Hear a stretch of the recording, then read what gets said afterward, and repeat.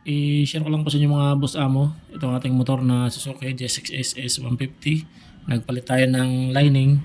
Kaya lang sa pagbalik, na sobra naman sa higpit, na putol ang bolt sa spring na lock dito sa lining.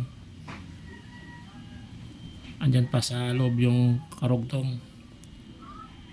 Kung paano natin matanggal ang naiwan na bolt.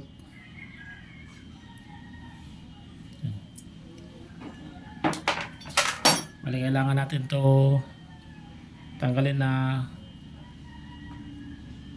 housing, clutch hub to.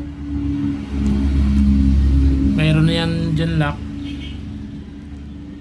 Ano lang natin, isinsil lang natin para ilapat din yan. At ito para maluwagan. Kailangan pala natin gumamit dito sa pagtanggal ng Y-tool. Sa atin kasi improvise lang to. Ano lang, ginawa lang natin to. Ginagamit din natin to sa Mio at saka sa click. Sa pagtanggal naman sa panggilid. Ayan. Dito natin ilalagay. Tapos to. Pero ito maluwag na. Ayan.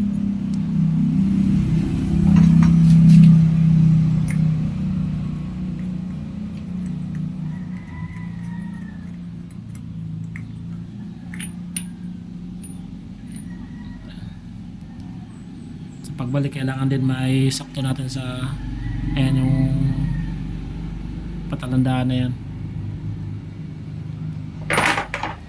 Ayan. Ito lang mga boss ang unahin natin. Sa paghugot naman ito kailangan nalalay lang para hindi mahulog o mawala ang washer. Meron yan dyan washer ito. Kung sakali naman mahulog, kailangan din sa pagbalik ay balik natin ng tama. Ayan. Kasi pag hugot mo yan, nakadikit yan dyan. Tapos malalaglag ito. Para hindi magkabaliktad, kasi napaka-importante nito. Dapat hindi ito may mabaliktad sa pagbalik. Kung makapansin nyo, ito dito may ano siya. Ayan. Dito yan. Tapos ito naman, ayan. Mapapansin mo mayroon siyang ito katulad din nito. Ayan. May kulay itim, bakat, ano, para hindi magkabaliktad. Ayan, may bakat siya dito.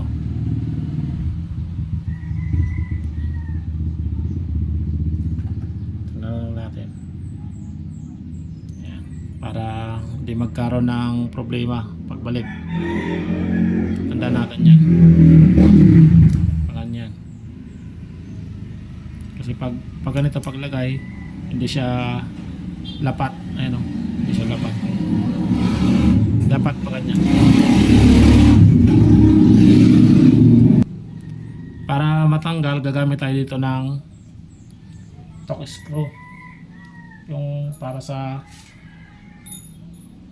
bubong ito. Yan. Gagawin natin dito mga boss amo. Mas maganda kung ganito kahaba. Ito kasi maiksi. Pero wala na tayong ganitong kahaba. Tsaka ito medyo mapurol na.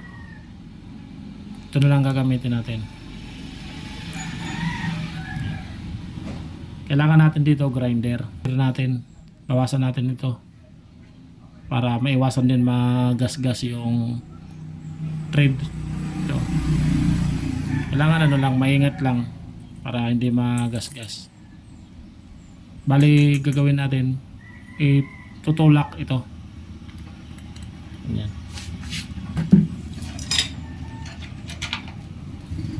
Ito yung isang tornilyo. Diba yan?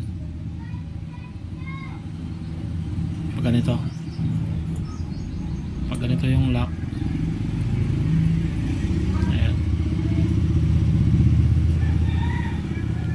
Bali dito natin yan tulak sa likod dyan para lumabas, para may labas ito naputol. Kasi pag ikot ng barina pa ganyan, tsaka naman ito sasabay palabas.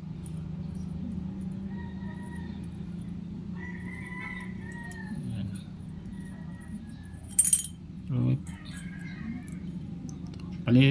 Tanggalin muna natin yung pinakaano niya, thread, tsaka bawasan para sakto lang, kasi pag hindi gamitan ng grinder yun, sakit.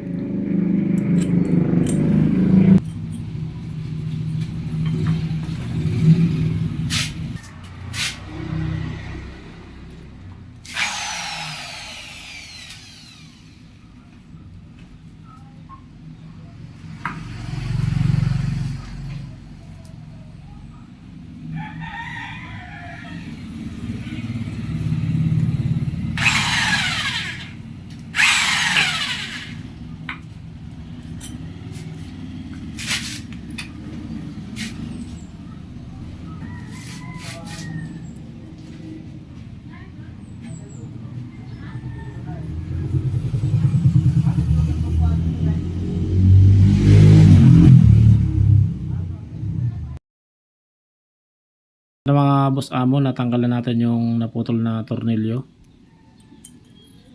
gamit ang ating barina. Ayan, kita nyo. Bale dito natin binarina sa likod para may itulak ito.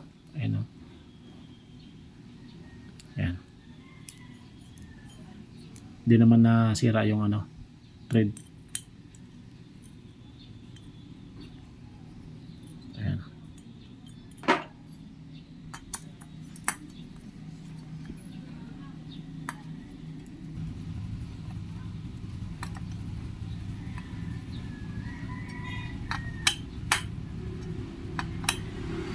Ayan. Mga boss, ito ang ating ginamit.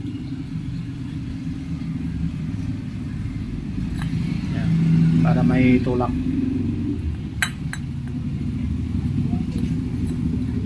Yan lang po mga boss, maraming salamat sa panonood sa ating video.